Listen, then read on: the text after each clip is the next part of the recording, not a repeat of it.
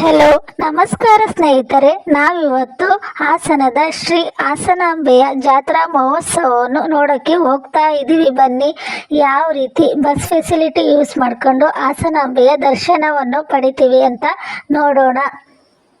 ಜಿಲ್ಲೆಯ ಯಾವುದೇ ಭಾಗಗಳಿಂದ ಬಂದರೂ ಸಹ ಹೊಸ ಬಸ್ ನಿಲ್ದಾಣದಲ್ಲಿ ಶ್ರೀ ಹಾಸನಾಂಬ ಅವರ ಜಾತ್ರೆಗೆ ಸಿಟಿ ಬಸ್ಗಳು ಎನಿ ಟೈಮ್ ಇರ್ತವೆ. ನೀವೇ ನೋಡ್ತಾ ಇದ್ದೀರಲ್ಲ ಎಷ್ಟೊಂದು ಸಿಟಿ ಬಸ್ ಇದ್ದಾವೆ ಅಂತಹ, ಒಂದ್ರಿಂದಗಡೆ ಒಂದೊಂದು ಇರ್ತವೆ. ಯಾವುದಾದ್ರೂ ಬಸ್ಸಿಗೆ ಹತ್ತಿದ್ರೂ ಸಹ ಎಲ್ಲಿ ಕ್ಯೂ ಇರುತ್ತೆ ಅಲ್ಲಿಗೆ ತಗೋಗಿ ಸಿಟಿ ಬಸ್ಗಳು ಬಿಡ್ತವೆ. ಇನ್ ಕೇಸ್ ನೀವು ಆಟೋದಲ್ಲಿ ಹೋಗ್ಬೇಕು ಅಂತ ಅಂದರೆ ಒಬ್ಬರಿಗೆ 30 ರೂಪಾಯಿನ ಚಾರ್ಜಸ್ ಮಾಡ್ತಾ ಇದ್ದಾರೆ. ನಾವೀಗ ಹಾಸನದ ಹೊಸ ಬಸ್ ಸ್ಟ್ಯಾಂಡಿಂದ ಸಿಟಿ ಬಸ್ನ ಹತ್ಕೊಂಡು ನಡ್ಕೊ ಹೋಗ್ತಾ ಇದ್ದೀವಿ. ಬನ್ನಿ, ಇದೇನೆ ಸಂತೆಪೇಟೆ ಸರ್ಕಲ್, ಅಲ್ಲೇನೆ ಬಸ್ ಬಿಡೋದು. ನೀವು ಕಾರಲ್ಲಿ ಬರ್ತಾ ಇದ್ದೀರಾ ಅಂತಹ ಕಾರ್ ಪಾರ್ಕಿಂಗಿಗೆ 2 ಕಡೆ ವ್ಯವಸ್ಥೆಯನ್ನು ಮಾಡಿದ್ದಾರೆ. ಒಂದು ದನಿನ ಮೈದಾನ, ಅದು ಸಂತೆಪೇಟೆ ಹತ್ರನೇ ಇದೆ. ಇನ್ನೊಂದು ಸಿಟಿ ಬಸ್ ನಿಲ್ದಾಣದಲ್ಲಿ ಪಾರ್ಕಿಂಗ್ ವ್ಯವಸ್ಥೆಯನ್ನು ಮಾಡಲಾಗಿದೆ. ನಾವು ಸಂತೆಪೇಟೆಯಲ್ಲಿ ಧರ್ಮ ದರ್ಶನ ಸಾಲಿಗೆ ಹೋಗ್ತಾ ಇದ್ದು, ನಾವು ದಿನ ಫುಲ್ ರಶ್ಶು ಅಂದರೆ ರಶ್ಶು, ಕಾಲಿಡಕ್ಕೆ ಜಾಗ ಇರ್ತಿರ್ಲಿಲ್ಲ, ಅಷ್ಟೊಂದು ರಶ್ ಇತ್ತು. ನೋಡಿ ಹೋಗೋದ ಬೇಡವಾ ಅಂತ ಅನಿಸಿತ್ತು, ಇನ್ನೊಂದು ದಿನ ಬರೋಣ ಅಂತ. ಬಟ್ ಬಂದಿದ್ದೀವಲ್ಲ ಅಂತ ನಾವು ಹೋಗಿದ್ದು 11 ಗಂಟೆಗೆ, ನಮಗೆ ದರ್ಶನ ಆಗಿದ್ದು 2:15 ಆಗಿತ್ತು. ಧರ್ಮ ದರ್ಶನ ಸಾಲು ಸಂತೆಪೇಟೆ KB ಆಫೀಸಿಂದ ಹಿಡಿದು ವಲ್ಲಭಾಯ್ ರೋಡ್ ಫುಲ್ ವರ್ಗೂ ಧರ್ಮ ದರ್ಶನದ ಸಾಲು ಇತ್ತು. ಸುಮಾರು 8ರಿಂದ 10 ಕಿಲೋಮೀಟರ್ ದೂರದ ಧರ್ಮ ದರ್ಶನದ ಸಾಲ್ ಇದ್ರೂ ಸಹ ವಯಸ್ಸಾದವರು ಮತ್ತು ಮಕ್ಕಳಂತೂ ಫುಲ್ ಖುಷಿಯಿಂದನೇ ಸುತ್ತಾ ಇದ್ರು ದೇವಿಯ ದರ್ಶನಕ್ಕೆ. ನೀವೇ ನೋಡ್ತಾ ಇದ್ದೀರಲ್ಲ ಎಷ್ಟೊಂದು ಜನಸಾಗರ ಅಂತ. ಇಲ್ಲಿಂದ ಸ್ಟಾರ್ಟ್ ಆಯಿತು ಕೌಂಟರ್ವನ್ನು. ಇಲ್ಲಿ ಏನಾದರೂ 300 ರೂಪಾಯಿಂದ ಮತ್ತು 1000 ರೂಪಾಯಿ ಟಿಕೆಟ್ ತಗೊಳ್ಳೋರು ಇಲ್ಲಿ ತಗೋಬಿಟ್ಟು ಡೈರೆಕ್ಟಾಗಿ ಹೋಗ್ಬೋದಾಗಿತ್ತು. ಹಾಸನ ಜಿಲ್ಲಾಡಳಿತ ಬಹಳ ಅಚ್ಚುಕಟ್ಟಾದ ವ್ಯವಸ್ಥೆಯನ್ನು ಮಾಡಿತ್ತು. ಅಲ್ಲಲ್ಲಿ ಬೇಕಾದ ನೀರಿನ ವ್ಯವಸ್ಥೆ, ಶೌಚಾಲಯದ ವ್ಯವಸ್ಥೆ ಮತ್ತು ಫಸ್ಟ್ ಏಡ್ ಬಾಕ್ಸ್ ಮತ್ತು ಪೊಲೀಸರನ್ನು ನಿಯೋಜಿಸಿದ್ದಾರೆ. ಮತ್ತು ನಮ್ಮ ಹಾಸನ ಫುಲ್ಲು ಲೈಟಿಂಗ್ಸಿಂದ ಮಿರ ಅಂತ ಮಿಂತಾ ಇತ್ತು. ನೋಡೋಕ್ಕೆ 2 ಕಣ್ಗಳು ಸಾಲ್ತಾ ಇರಲಿಲ್ಲ.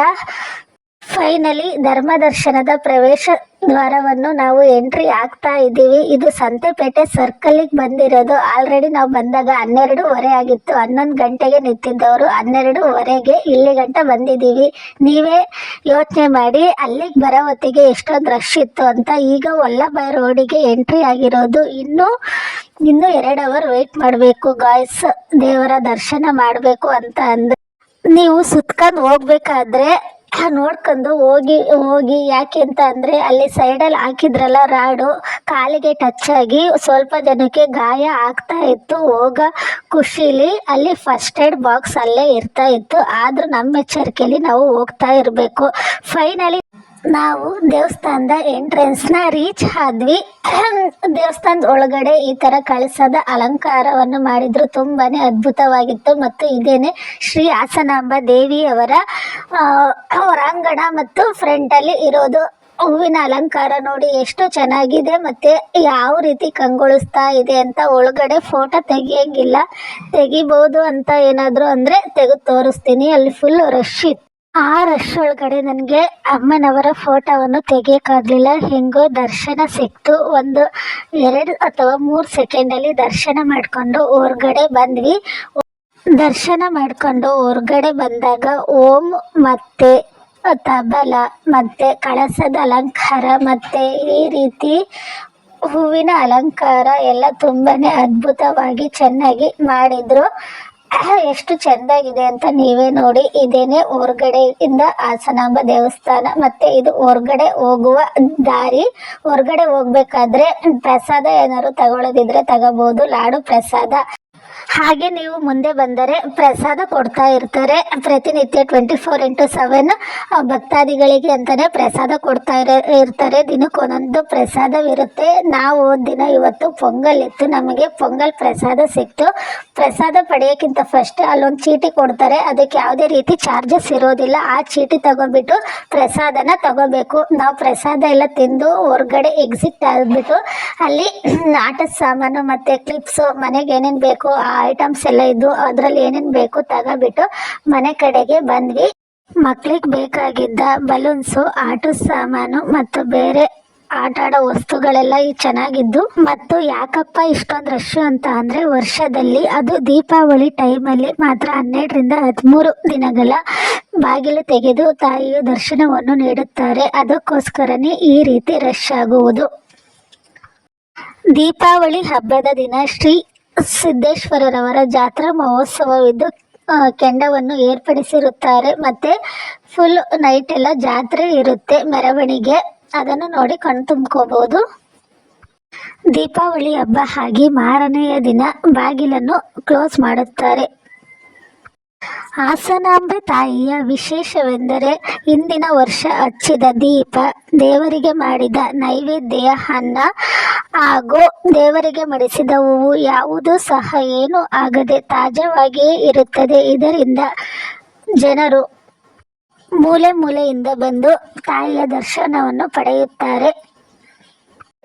ನಾವು ಮನೆಗೆ ಬೇಕಾಗಿರೋ ಐಟಮ್ಸ್ ಎಲ್ಲ ತಗೊಂಡು ಹೊರಗಡೆ ಬಂದಾಗ ಲೈಟಿಂಗ್ಸ್ ಮಾತ್ರ ಮಿರಾ ಅಂತ ಮಿಂಚ್ತಾ ಇತ್ತು ನಮ್ಮ ಹಾಸನ್ನು. ನಾವೀಗ ನಮ್ಮ ಹಾಸನದ ಹೃದಯ ಭಾಗ NR ಸರ್ಕಲ್ಗೆ ಹೋಗ್ತಾ ಇದ್ದೀವಿ.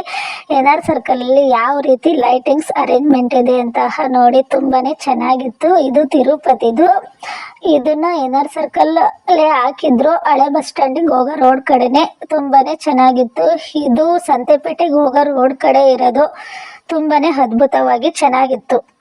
ಈ ವಿಡಿಯೋ ನಿಮಗೆ ಇಷ್ಟ ಆಯಿತು ಅಂತ ಅಂದರೆ ಲೈಕ್, ಶೇರ್, ಸಬ್ಸ್ಕ್ರೈಬ್ ಮಾಡಿ. ಮತ್ತು ಯಾರಾದರೂ ಹಾಸನಾಂಬ ಜಾತ್ರೆಗೆ ಬರಬೇಕು ಅಂತ ಇರೋರಿಗೆ ನಿಮ್ಮ ಫ್ರೆಂಡ್ಸ್ ಅಥವಾ ಫ್ಯಾಮಿಲಿಗೆ ಈ ವಿಡಿಯೋನ ಸೆಂಡ್ ಮಾಡಿ.